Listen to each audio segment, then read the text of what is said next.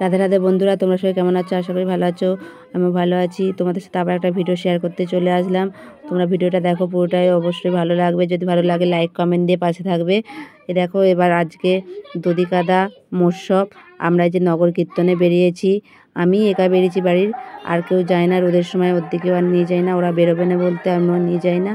আর আমাদের বাড়ির আমি একা বেরিয়েছি, তারপরে অনেকেই বেরিয়েছে পাশাপাশি।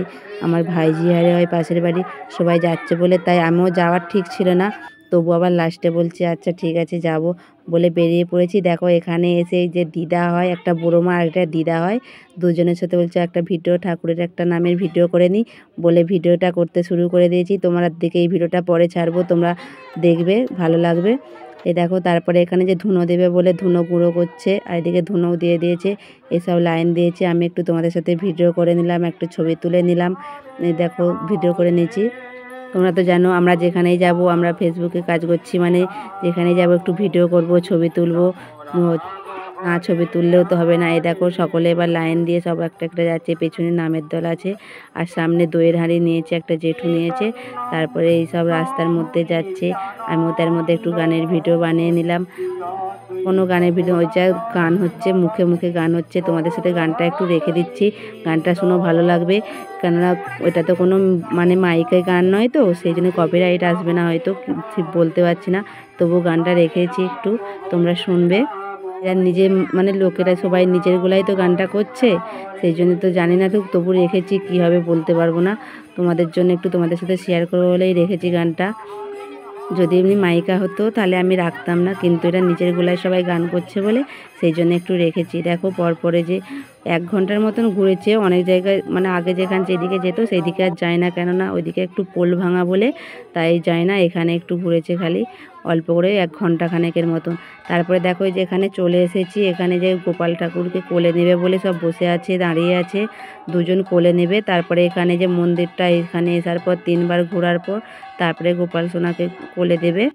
যাদের বাচ্চা হয় না এখানে নিলে, কোলে নিলে, সত্যি কথা বলছি, এখানে আমাদের এখানে বলে এখানে নয়, এখানে খুব মানে জাগ্রত ভগবান। কেননা এখানে যাদের বাচ্চা হয় না তারাই গোপাল সোনাকে কোলে নিলে দিয়ে তাকে মনের দুঃখ জানালে একটু তাদের বাচ্চা হয়। কেন দেখে এসেছি তো অনেকের হয়েছে, জন্য বলছি। এখানে কেননা এখানেই আমাদের জন্ম, এখানেই ছোটোবেলা থেকে মানুষ দেখে এসেছি। আগে আরও অনেক জাঁকে হতো, এখন চারদিকে নাম হয় বলে অতটা জাঁকে হয়, এখানেও জাঁকে এখনও হয়, মানে আগের মতন অতটা হয় না আর কি।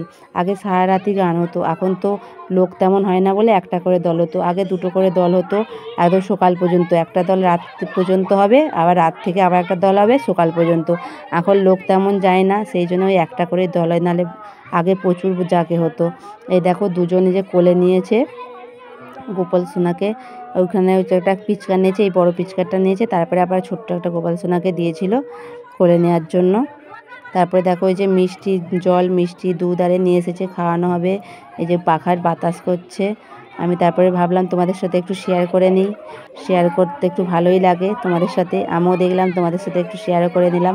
এ দেখো কোলে নিয়েছে ছোট্ট গোপাল সোনাকে। এ দেখো একটু রোদের মধ্যে, এত রোদ, আমিও মাথায় কাপড় দিয়ে তারপরে রোদের মধ্যে দাঁড়িয়েছি তোমাদের সাথে ভিডিওটা শেয়ার করবো বলে। তারপরে দেখো খাইয়ে দিচ্ছে, মিষ্টি খাইয়ে দিচ্ছে। তারপরে আমি যে চলে এসেছি, এখনও সকাল থেকে কিছু খায় নাই, যেয়ে খাবো। ওকে সবাইকে টাটা, সবাই ভালো থাকবে। আমার ভিডিওটা দেখার জন্য সবাইকে অনেক অনেক ধন্যবাদ।